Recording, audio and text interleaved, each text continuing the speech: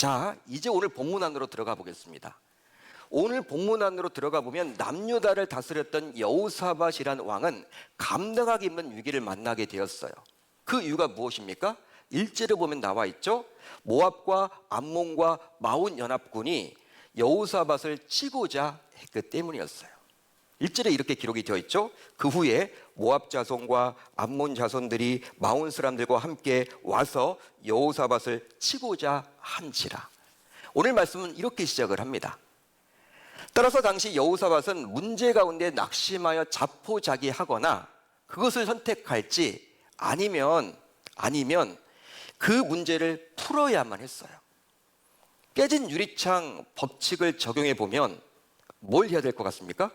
그냥 놔둬야 될 것 같습니까? 아니면 뭔가라도 해서 그 문제를 해결함 받아야 될 것 같아요?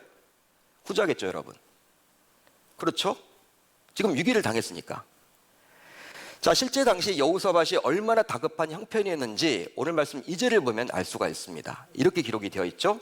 어떤 사람이 와서 여호사밧에게 전하여 이르되 큰 무리가 바다 저쪽 아람에서 왕을 치러 오는데 이제 하사손 다말 곧 엔게디에 있나이다.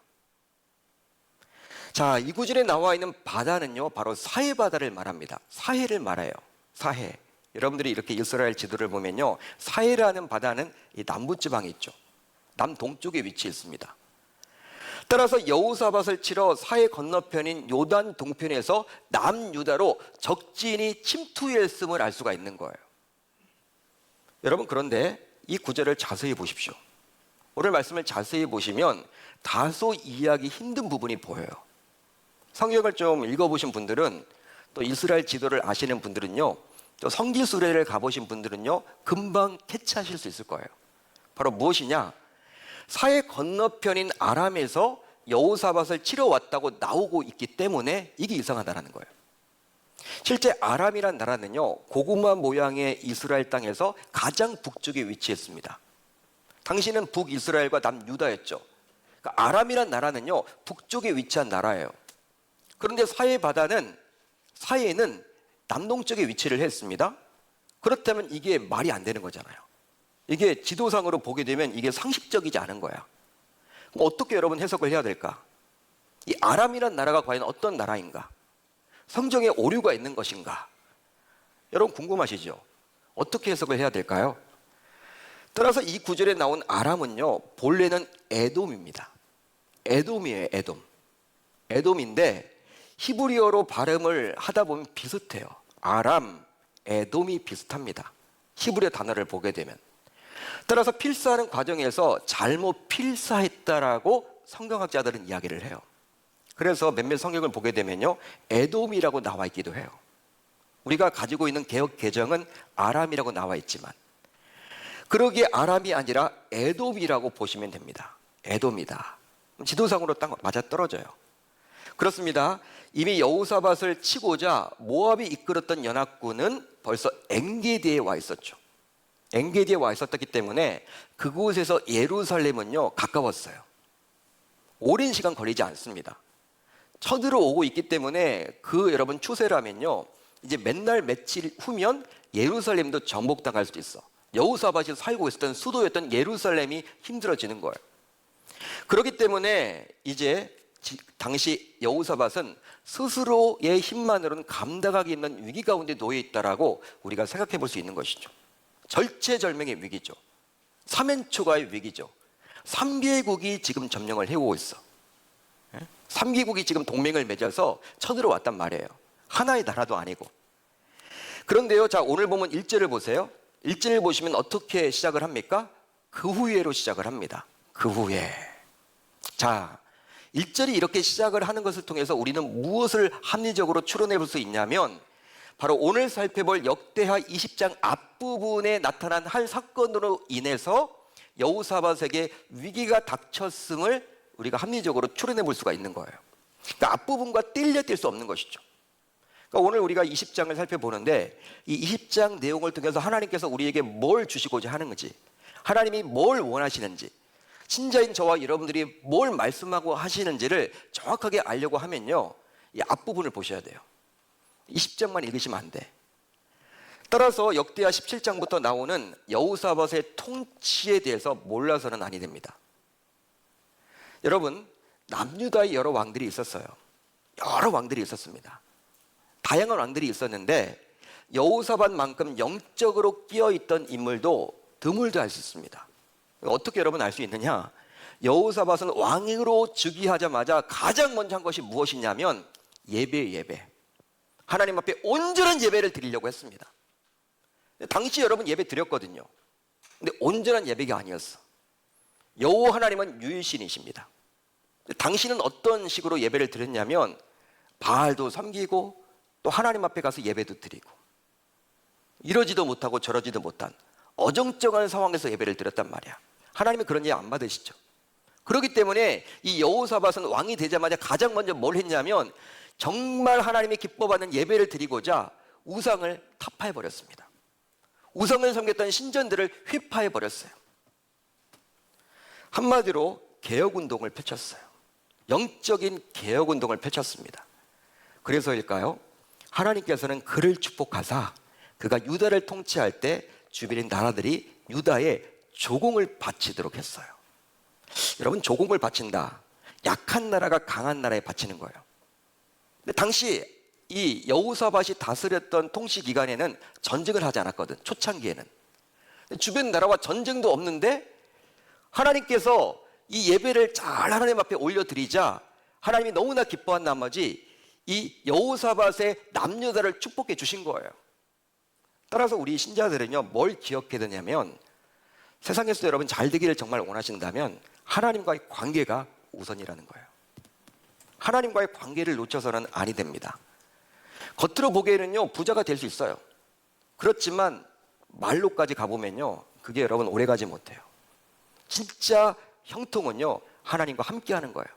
하나님이 주시는 거예요. 그래서 저는 항상 여러분들에게 새해 복 많이 받으세요 라고 말하기 전에 새해 복 많이 받되 하나님의 복을 많이 받아 누리세요, 이렇게 제가 말씀을 드리는 거예요. 하나님의 복을 받으셔야죠. 그러니까 여호사밧이 예배에 목숨을 걸고 진정한 예배를 잘 드리고자 몸부림을 치니까 전쟁 한번 하지 않았는데 주변 이웃 나라들이 조공을 갖다 바치네. 나라가 여러분 부강해지는 거예요. 돈이 많아지는 거예요. 재정이 쌓이는 거예요. 백성들이 여러분 얼마나 행복한지 몰라. 태평성대가 열게 된 거예요. 경제가 활성화된 거예요. 평안이 있는 거예요. 여러분 얼마나 부럽습니까? 그런데요, 안타까운 점이 있습니다. 바로 사람이란 게 축복을 받은 뒤 변심을 한다라는 거예요. 사람이 마음이 바뀌어. 그 축복을 그대로 유지하면 좋은데 이게 아닌 거예요. 사람이란 거예요. 여호사밧도 마찬가지였습니다. 여러분, 군대 통치권자는요, 이제 뭐 우리나라 같으면 대통령이죠. 군대 통치권자. 여러분, 당신은 왕이 여러분 이제 군대 통치권자 아닙니까? 그렇다면 생각을 해봅시다. 오히려 군사를 잘 먹여서 군대의 사기를 높이는 것이 여러분 중요하지 않을까요? 여러분 어떻게 생각하십니까? 여러분, 이렇게 전쟁에 멀리 있지 않아요. 이제 맨날 며칠 흐르면 그들이 예루살렘까지 침공에 들어온다니까, 새 나라가. 그런 절체절명의 위기이기 때문에 금식을 해서는 안 돼요, 여러분. 이 병법을 보면요, 이건 망하는 병법이야. 세상 이야기로 보면요, 이건 이상한 거야. 비상식적인 겁니다. 자기가 여러분 금식하면 되지. 자기가 하나님께 매달리면 되지. 이제 전술을 잘 세우고 잘 먹이는 게 중요해요. 굶으면 여러분 어떻게 싸워요? 말이 안 되는 거예요. 그런데 오늘 본문을 보게 되면 여호사밧은 오히려 온 유다 백성들이 금식을 하도록 공포를 해버려요. 공포까지 해버려. 명령을 내려버립니다. 비상식적인 일을 지금 저버리고 있는 거예요. 그렇다면 우리의 상식으로 보기에 여호사밧은 왜 다소 이해하기 힘든 이런 일들을 벌이고 있는 것일까요? 왜 백성들로 하여금 금식하도록 했을까요? 자기만 하면 되지. 군대들은 나가서 전장터에서 이제 내일이면 모레면 나가서 싸워야 하는데 금식해서 어떡하려고? 왜 이상한 일을 이렇게 하고 있습니까? 바로 자신의 문제를 해결할 수 있는 존재는 오직 여호와 하나님뿐임을 알았기 때문입니다. 할렐루야. 할렐루야. 그러기에 여호사밧은 다음과 같은 아름다운 고백까지 했던 거예요. 자, 오늘 말씀 12절인데요. 너무나 은혜롭습니다. 우리 한번 같이 읽어봅니다. 시작. 우리 하나님이여, 그들을 징벌하지 아니하시나이까. 우리를 치러 오는 이 큰 무리를 우리가 대적할 능력이 없고 어떻게 할 줄도 알지 못하옵고 오직 주만 바라보나이다. 오직 주만 바라보나이다. 여러분, 이 구절은 어떤 의미가 있을까요? 하나님, 내 능력으로는 감당할 수가 없습니다. 내 능력으로는 이 문제를 풀 수가 없습니다. 그렇기 때문에 이러지도 못하고 저러지도 못하고 저는 갈팡질팡합니다. 저는 정말 죽고 싶습니다. 답이 보이지 않습니다. 따라서 나는 오직 주만 바라보나이다. 할렐루야, 할렐루야. 나는 오직 주만 바라보나이다. 그렇습니다. 이처럼 여호사밧은 하나님의 도우심을 간절히 구했어요. 이런 여호사밧의 고백을 보면서 당시 그가 얼마나 간절함을 가지고 기도했는지가 여러분 좀 느껴지지 않으십니까? 하나님, 내 힘으로 할 수 없습니다. 이 문제를 풀 수 있는 분은 오직 당신 하나님 한 분이십니다. 한 분이세요. 나는 이거 할 수가 없습니다. 여러분, 이 여호사밧의 간절함이 좀 느껴지세요? 일반적으로 신자라 하더라도요, 어떤 문제를 만나게 되면 가장 먼저 내가 할 수 있는 것이 과연 뭐냐, 이걸 떠올리죠. 야, 이 문제를 내가 어떻게 풀어야 될까? 즉, 내 힘으로, 내 지식으로, 내 재력으로, 내 인맥으로, 내 정보로 할 수 있는 일이 과연 뭐냐, 이것을 헤아립니다. 하나님 찾지 않습니다. 처음부터. 하나님은 항상 안 될 때 찾아요. 그게 저와 여러분들의 모습 아닌가요? 안 될 때 새벽 예배 나오고 안 될 때 기도 부탁을 하지, 내가 다 하다가 안 될 때만 찾아요. 그게 여러분 저와 여러분들의 모습 아닌가요? 하지만 여호사밧은 한눈 팔지 않고 오직 하나님께 무릎을 꿇었다라는 사실이에요. 심지어 자신뿐만 아니라 자신의 백성들도 자신과 함께 금식하며 기도할 것을 명령까지 했죠. 여러분, 저는 여호사밧의 위대한 점이 바로 여기 있다고 봅니다. 위대한 점이 여기 있는 거예요. 우리가 그를 통해서 배울 수 있는 것은요, 여기 있는 거예요. 여호사밧도 사람이기 때문에 우리와 마찬가지로 영적인 눈이 잠시 흐려져서 영적 교만에 빠져서 넘지 말아야 할 죄를 졌어요. 아합과 동맹을 맺은 것이죠. 즉, 되도록 죄를 짓지 않으면 좋겠지만 그 역시 죄인이었습니다. 하지만 위기에 봉착하게 된 이후 그는 전적으로 하나님께 도움을 구합니다. 그것도 자신의 공동체 전체가 하나님께 도움을 구하도록 명령까지 내렸던 것이죠. 따라서 이제부터 우리 역시 어떤 문제를 만나게 되더라도, 어떤 위기를 만나게 되더라도, 어떤 어려운 상황에 처하게 될지언정 여호사밧처럼 오직 주만 바라보나이다, 오직 주만 바라보나이다 라고 고백하며 자신에 속한 공동체, 즉 가족들과 사랑방 동역자들에게도 자신과 함께 하나님의 도우심을 구하도록 요청하고 간절히 기도해야 할 줄로 믿습니다. 여러분, 혼자 기도하지 않았다는 거예요. 우리는 보통 문제가 생기면 혼자 기도하는 경우가 많죠. 그리고 사랑방 식구들에게 요청하지 않으려고 하는 경우들도 많아요. 그렇지만 여호사밧 보십시오. 절체절명의 위기 속에서 자기 혼자 기도하지 않고 온 유다의 금식을 선포했다라는 거. 믿지 않은 남편에게도, 믿지 않은 배우자에게도, 믿지 않은 자녀에게도, 믿지 않은 부모가 있더라도 어떤 위기 속에서 함께 기도하자고 한번 해보세요. 또 사랑방 식구들에게도 오픈하세요. 사랑 목자에게도 연락을 하셔서 지금 나에게 이런 문제가 있다, 우리 공동체가 같이 기도해 주면 좋겠다. 이것이 여러분 필요한 거예요. 그렇다면 여호사밧은 무엇을 근거로 해서 하나님의 도우심을 구했습니까? 뭘 근거로 해서 하나님께 기도했을까요? 바로 하나님의 말씀을 근거로 기도했습니다. 자, 오늘 본문 7절을 볼까요? 우리 한번 같이 읽어봅니다. 7절 시작. 우리 하나님이시여, 전에 이 땅 주민을 주의 백성 이스라엘 앞에서 쫓아내시고 그 땅을 주께서 사랑하시는 아브라함의 자손에게 영원히 주지 아니하셨나이까. 여러분, 이 구절을 우리가 잘 이해하기 위해서는 창세기 15장을 보셔야 돼요. 창세기 15장을 보면 하나님께서는 아브라함과 언약을 체결하시면서 가나안 땅을 그의 자손들에게 영원히 주겠다라고 말씀해 주셨어요. 한번 확인해 볼까요? 그날에 여호와께서 아브라함과 더불어 언약을 세워 이르시되 내가 이 땅을 애굽 강에서부터 그 큰 강 유브라데까지 내 자손에게 주노니. 하나님의 약속의 메시지예요. 여호사밧은 하나님께서 자신의 선조인 아브라함과 맺은 언약을 근거로 내세워서 하나님, 이 땅은 하나님이 우리 공동체에게 주신 아브라함의 후손에게 주신 가나안 땅 아닙니까? 그런데 어떻게 지금 이 3개국이 쳐들어와서 이 땅을 점령하려고 하니 하나님 살려달라고, 말씀의 근거에서 살려달라고 하는 거예요. 하나님 꼼짝 못하겠죠. 하나님은 한 번 자기가 내뱉은 말은요, 주워 담지를 못하세요. 그걸 여러분 딱 하시는 거야. 지켜주시는 분이에요. 그러니까 여러분, 여호사밧은요, 말씀을 붙들고 기도하는 거야. 아, 그렇지. 하나님이 아브라함에게 약속해 주셨는데 이 땅은 영원히 가야 돼. 3개국이 와서 비록 다 인간적인 생각으로는 다 우리가 뭐 할 것이 아무것도 없고 이제 우리가 뭐 해볼 것이 아무것도 없는데, 이 말씀 붙들고 내가 기도해야 되겠다. 여호사밧은 지금 말씀 붙들고 기도를 했습니다. 그뿐만이 아니에요. 오늘 본문 9절을 보겠습니다. 같이 읽어봅니다. 9절 시작. 만일 재앙이나 난리나 견책이나 전염병이나 기근이 우리에게 임하면 주의 이름이 이 성전에 있으니 우리가 이 성전 앞과 주 앞에 서서 이 환난 가운데에서 주께 부르짖은즉 들으시고 구원하시리라 하였나이다. 자, 이 말씀을 이해하시기 위해서는 열왕기상 8장을 아셔야 돼요. 야, 여호사밧은요, 역사를 여러분 다 알았어. 하나님이 누구에게 말씀하신지를 다 알았단 말이에요. 열왕기상 8장을 보면요, 솔로몬이 성전을 건축해서 하나님께 올렸습니다. 하나님이 얼마나 기뻐하시는지, 야, 이제 내가 거할 곳이 있구나.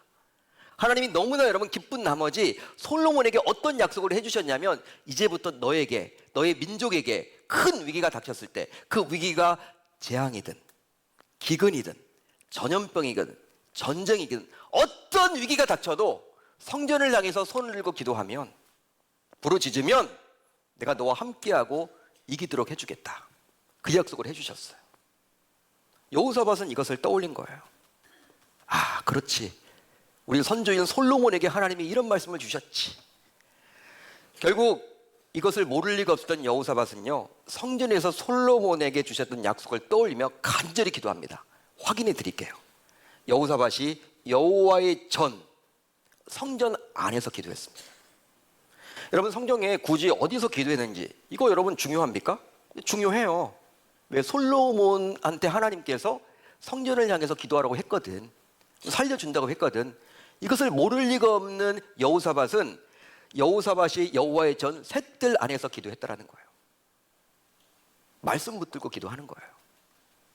또 있습니다. 자, 오늘 본문 10절로 11절을 볼까요? 우리 한번 같이 읽어봅니다. 시작. 옛적에 이스라엘이 애굽 땅에서 나올 때에 암몬 자손과 모압 자손과 세일산 사람들을 침노하기를 주께서 용납하지 아니하심으로 이에 돌이켜 그들을 떠나고 멸하지 아니하였거늘 이제 그들이 우리에게 갚는 것을 보옵소서. 그들이 와서 주께서 우리에게 주신 주의 기업에서 우리를 쫓아내고자 하나이다. 이 말씀 보시려면요, 이 일을 하기 위해서는 신명기 2장을 하셔야 돼. 구약의 역사에 대해서 이 여호사밧은요, 빠삭했습니다. 아, 그렇지. 하나님이 뭐에 약하시지, 어떻게 하면 응답받는 비결을 다 알았던 거예요. 신명기 2장을 보게 되면 이스라엘 백성들의 광야 생활이 나와요. 당시 하나님께서는 이스라엘 백성들에게 그들과 마주치더라도 에스의 자손과 암몬의 자손과 모압의 자손과는 결코 싸우지 말라라고 말씀하셨습니다. 신명기 2장에서 말씀하셨어요. 바로 그들이 거하고 있는 땅은 이미 하나님께서 그들에게 주신 기업이기 때문에 이스라엘 백성들이 너에게 주실 땅은 바로 가나안 땅이라는 거야. 설령 그들의 땅을 지나가도, 그 땅이 욕심나도 그 땅은 이미 하나님이 에돔 자손에게, 모압 자손에게, 암몬 자손에게 주신 기업이기 때문에 그 땅 주민들과 싸우지 말라. 하나님이 그 말씀을 하셨거든요. 백성들은요, 그 말씀을 순종합니다. 싸우지 않습니다. 그들을 괴롭히지 않습니다. 힘을 가지고 있어도 그들을 괴롭히지 않았어요. 그런데 이제 시간이 흘러서 이제 그들이 동맹을 맺어가지고 아사밧이 다스리는 남유다에 침입한 거야. 여호사밧은 이런 그들의 침공을 배은망덕한 행위이자 하나님의 통치를 거부하고 그의 뜻을 대적하는 악한 행위로 규정해 버린 거예요. 하지만 여호사밧은 저 큰 무리를 대적할 힘이 아무것도 없기에 오직 주님께서 은혜를 베푸사 이것을 물리칠 수 있도록 해달라고 하나님 앞에 간구합니다. 하나님, 저희들은 하나님의 말씀에 순종해서 당시 출애굽 당시 40년 광야 생활을 할 때 에돔 족속과 이 암몬 족속과 모압 족속 그들의 땅을 점령할 수 있는 힘을 가지고 있어도 그들과 부닥치지 않았습니다. 당신 말씀에 순종해서. 그들은요 만족이 없는 것 같아요. 우리에게 하나님께서 주신 이 가나안 땅에 지금 침범을 했네요. 하나님 살려주세요. 이건 말이 안 되잖아요. 하나님 앞에 지금 매달리고 있는 거예요. 말씀을 붙들고. 여러분, 이처럼 여호사밧은 하나님의 말씀을 붙들고 그 말씀에 근거해서 기도했습니다. 바로 하나님의 말씀에 근거해서 기도를 할 때 응답을 받을 수 있음을 어느 누구보다도 잘 알았기 때문이죠. 결국 여호사밧은 하나님으로부터 이제 다음과 같은 놀라운 기도 응답을 받게 되었는데요. 자, 오늘 보면 15절을 보면 이렇게 나와 있어요. 제가 읽어드립니다. 야시엘이 이르되 온 유다와 예루살렘 주민과 여호사밧 왕이여 들을지어다. 여호와께서 이같이 너희에게 말씀하시기를 너희는 이 큰 무리로 말미암아 두려워하거나 놀라지 말라. 이 전쟁은 너희에게 속한 것이 아니요 하나님께 속한 것이니라. 할렐루야. 할렐루야. 즉답을 받은 거예요. 여러분, 하나님께 속겠다 전쟁이. 누가 책임져 주신다? 그분의 전쟁이니까 그분이 하는 거예요. 백성들은 뭘 하면 돼요? 순종만 하면 되는 거예요. 말씀에 순종만 하면요 어떤 전략과 전술을 통해서 하나님이 해주신다라는 거예요. 처음 3절을 시작할 때 두려움이 왔다고 했죠. 아사밧 왕이 사람들의 이야기를 듣고 지금 3개국이 지금 포진하면서 예루살렘을 향해서 쳐들어오고 있습니다. 이야기를 들었을 때 두려워해서 하나님 앞에 낯을 구했다고 나와 있습니다. 그렇게 함으로 하나님이 원하시는 기도를 통해서 결국 하나님으로부터 응답을 모두 받을 수 있기를 바랍니다. 바랍니다. 여러분, 여기까지는요 이제 우리가 많이 들어왔던 설교의 틀이죠. 은혜롭죠. 저는 이 부분부터 말씀을 전하려고 해요. 실제 우리가 문제를 만났을 때 우리는 과연 어떨까? 여러분 어떻습니까? 문제 속에 살아가는데 저와 여러분들은 어때요? 신자를 하면서도 우리는 여전히 세상 불신자들과 마찬가지로 늘 문제의 크기와 상황의 심각성에 몰두하는 경우들이 얼마나 많은지 몰라요. 문제의 크기와 상황의 심각성에 몰두해요. 자신의 이성적인 사고로. 그러다 보니 암 진단을 받더라도요 읽으면요 아유 살았다, 다행이네, 하나님이 고쳐주시겠지, 이렇게 생각을 하는 반면에 사기라는 이야기를 의사에게 들으면요 자포자기 해버려. 소망을 다 여러분 놔버려. 서울대를 나온 의사가 암이라고 했대, 사기래. 자신의 여러분 이성적인 한계 틀 안에 하나님을 가둬버리는 거예요. 하나님도 과연 고쳐주실까? 읽을 때는 고친다고 확신을 가져요. 그렇지만 사기라고 하면요 자기 자신이 이미 포기해버린다니까 낙심해버려. 교회 나오기도 싫어해. 그러다 보니 가장 하나님의 도움이 절실히 필요한 시점이 오히려 이성적인 한계 틀에 갇혀서 낙심함으로 하나님을 찾지도 못하고 부르지도 못하는 안타까운 일들이 우리의 삶 속에서 계속 반복되고 있지는 않나요? 따라서 어떤 위기 속에서도 최후의 대책이 아니라, 여러분 잘 들으십시오, 최후의 대책이 아니라 최초의 대책으로 여호와 하나님을 떠올리며 간절히 기도하기 위해서는 평상시 우리 모두 상황 그 자체가 나아지기보다는 영안이 열려서 하나님의 일하심을 볼 수 있도록 훈련하는 기도를 지속적으로 해야 할 줄로 믿습니다. 이건 훈련이 필요한 거예요. 어떤 문제가 생기든지 간에 암이 사기건 오기건 말기건 뭐 몇 개월 남았다라는 그런 통보를 듣더라도 어떤 위기 상황이 있더라도 하나님이 보일 줄 알아야 돼요. 하나님이 보여야 돼요. 이건 훈련이어야 돼요. 이건 훈련을 해야 돼요. 상황이 나아지기보다는 영안이 열려가지고 그 하나님의 일하심을 볼 수 있다면 그게 얼마나 여러분 행복하겠습니까? 그런 훈련을 지속적으로 하기만 한다면 정말 사면초가와 같은, 즉 감당하기 힘든 위기를 만나게 되더라도 저와 여러분들 모두 위기 속에서도 문제가 아니라 하나님을 볼 수가 있는 거예요. 따라서 새해를 맞아 우리들 모두 가장 우선적으로 훈련을 하시면 좋겠습니다. 1월이잖아요. 이 훈련을 하셔야 돼요. 다른 것보다도 바로 상황이 나아지기보다 눈이 열리도록. 한번 따라합니다. 상황이 나아지기보다 상황이 나아지기보다 눈이 열리도록. 눈이 열리도록. 훈련하는 기도를 하셔야 된다는 거예요. 끊임없이. 하나님, 내 상황보다도 어떤 상황에 처하더라도 내가 하나님을 볼 수 있는 영안을 달라고, 영안이 열려지게 해달라고 기도할 수 있기를 바랍니다. 그렇게만 된다면 여호사밧처럼 저와 여러분들도 상황보다 크신 하나님께 간절히 기도함으로 오직 주만 바라보나이다. 오직 주만 바라보나이다. 오직 주만 바라보나이다 라고 멋지게 고백하는 주의 모든 권속들이 될 줄 우리 주님의 이름으로 축원합니다. 축원합니다.